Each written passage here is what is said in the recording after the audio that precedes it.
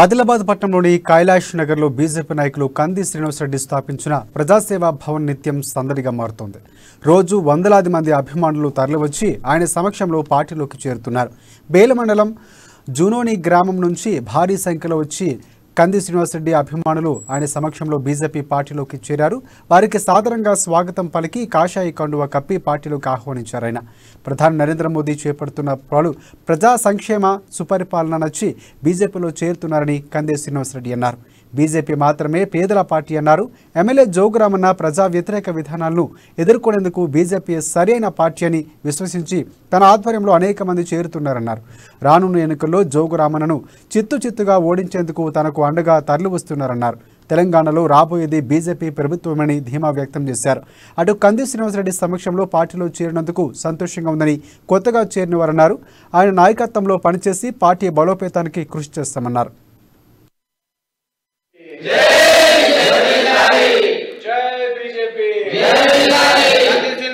వందలాది మంది యువకులు ఈరోజు భారతీయ జనతా పార్టీలోకి చేరడం జరిగింది.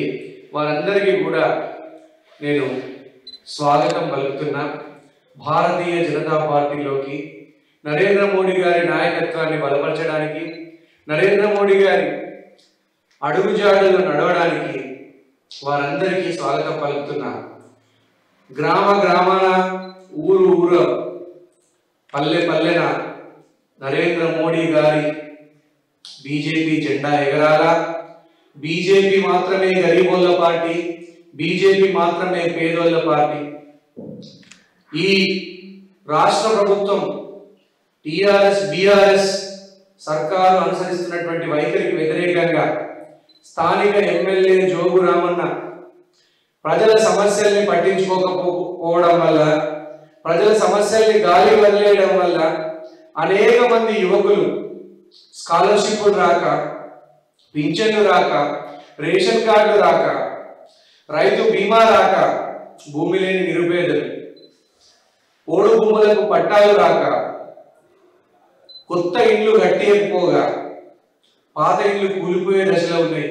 ఇవన్నీ జోగురామన్న వైఫల్యాల వ్యతిరేకంగా జోగురామన్న గారిని ఈసారి చిత్తుగా ఓడించడానికి ఎంతో మంది, వందలాది మంది యువకులు భారతీయ జనతా పార్టీలో చేరుతున్నారు.